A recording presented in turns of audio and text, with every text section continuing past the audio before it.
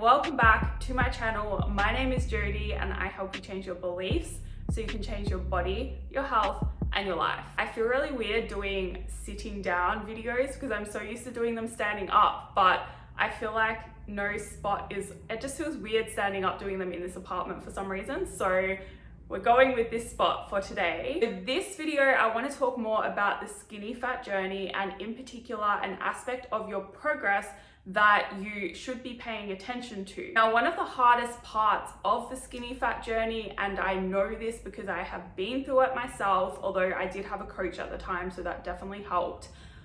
The hardest part is actually understanding what your progress should look like, because it's probably going to look different to how you think it should, and it's also going to look a bit different for every single one of you. You have to remember, when I say skinny fat, it is a generalized term still, and I don't particularly love using the term, but it helps you recognize that this video is for you. But within that, there is still a spectrum of skinny fat, right? You can be on one end of the spectrum where you have too much body fat and not enough muscle mass, or you can be on the other end of the spectrum where you're actually just really skinny and it's not so much that you have too much body fat, it's more so that you just don't have enough muscle. But because you don't have enough muscle, it will seem like you have too much body fat. So they're kind of the same, but they are different, and that will impact what your particular journey looks like exactly. But the process is the same for both of you in terms of what you should be aiming for: body recomposition, hitting your maintenance calories, eating enough protein, following a structured workout program, getting stronger in that program, and doing mostly compound lifts in your workouts. Now, the reason I know that your progress is going to look different to what you think it should look like is because most of my clients are skinny fat, and I talk to them throughout their journey about the process, and they will come to me with concerns of what they think should be happening and is not happening.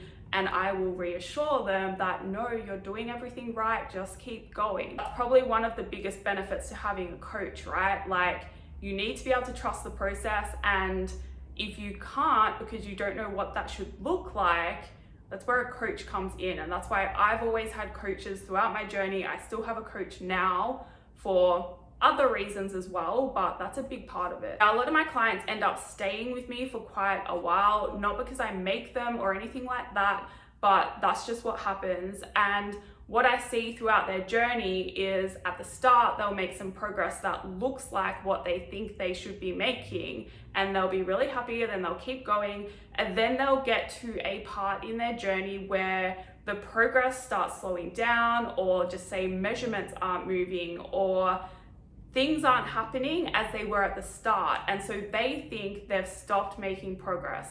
And that's where I will come in and be like, this is happening, this is happening, this is happening. You are still making progress. It's just, this is part of it, right? Like, it looks like it's not happening, but it actually is. You just need to keep going. And so they do. And then they get another couple of months down the line and they're like, oh, I'm so glad I kept going because look at me now. If you are skinny fat, your progress is going to be incredibly slow. You are not going to speed it up by going through cut and bulk cycles first. Your biggest problem, even if you are on the kind of higher body fat percentage end of being skinny fat, your biggest problem is you don't have enough muscle, and physiologically muscle is slow and difficult to build. So there is going to be months where it seems like things aren't working. That is part of it. And as I said before, you have to trust the process, and like, you will still be making progress. I think one of the biggest pieces of progress that you have to be paying attention to is your strength in the gym. If your strength is not going up, if you're not pushing yourself hard enough in your workouts, or if you can't because you don't have the energy, then something is off, and obviously then you need to make adjustments. But in so many cases, you don't need to change anything, and by changing stuff, that is going to make you stuck. So if you do feel like you're not making progress, you have to ask yourself, is my strength going up?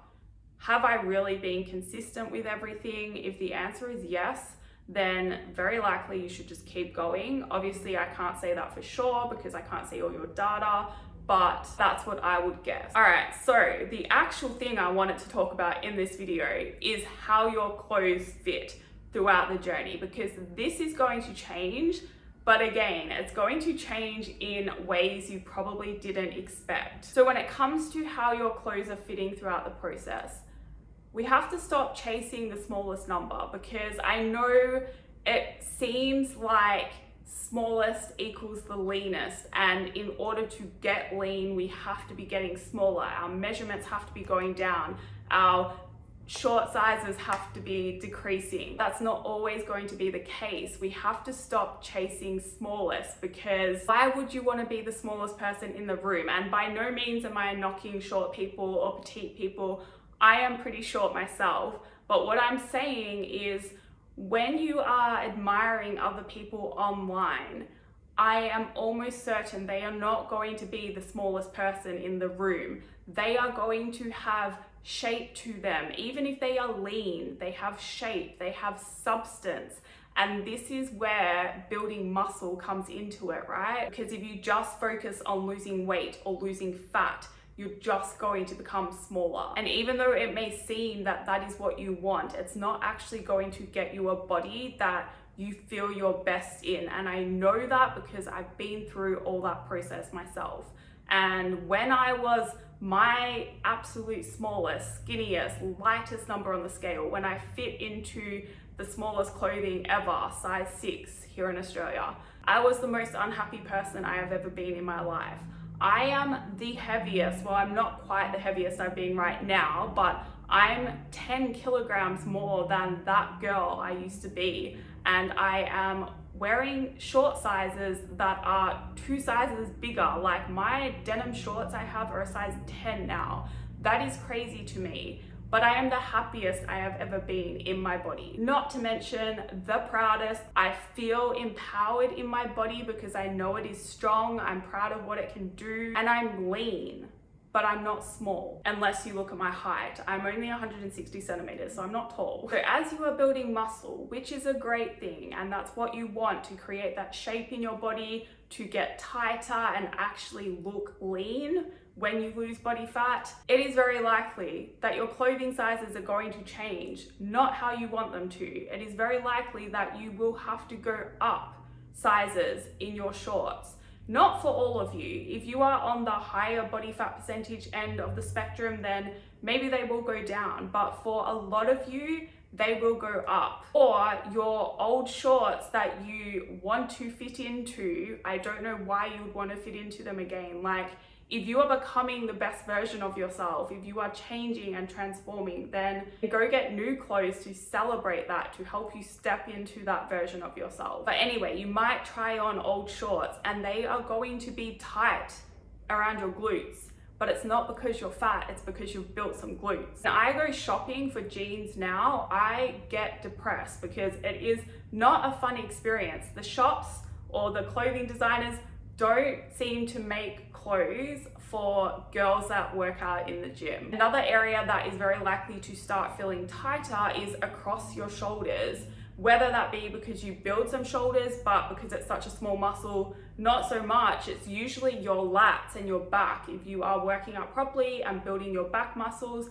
that is a great thing because it is going to help you be broader up top and then give an illusion of a smaller waist. But more back muscle means that some tops might fit a bit tighter on you. Again, it's not because it's fat, it's because you have substance to you now. Don't get hung up on the numbers. If your measurements aren't changing every month, remember, we have to have some waist. Like, we have organs here and bones, like, you're not going to disappear into nothing. If the numbers aren't all moving how you expect them to, or how a general rule has kind of indicated that they should, don't get discouraged. It doesn't mean that you're not making progress and you're not becoming a better version of yourself. Don't let the sizing rules of society keep you stuck, because chasing the smallest number is going to. There is nothing wrong with having to size up in shorts. It means they're comfortable And this is something I showed in my Instagram, right? If your waist sits a bit looser, even if you have to buy a bigger size, that's actually a good thing, because it means your waist is going to look leaner because there's like a bit of a gap there. If you have the tightest shorts possible because you're chasing the smaller size, then it's gonna look like you're fatter than what you really are. Like, see the difference? Make sure you are not letting numbers dictate your life. Choose what's comfortable. Know that whatever stage of your journey you are in, some clothes are gonna fit better than others, and that's okay. That is all for this video. I hope it has helped you. If you have any questions, feel free to email me. I put that in the description box. If you liked it, please like it. If you would like to see more, please subscribe. If that's the case, I will see you in the next video.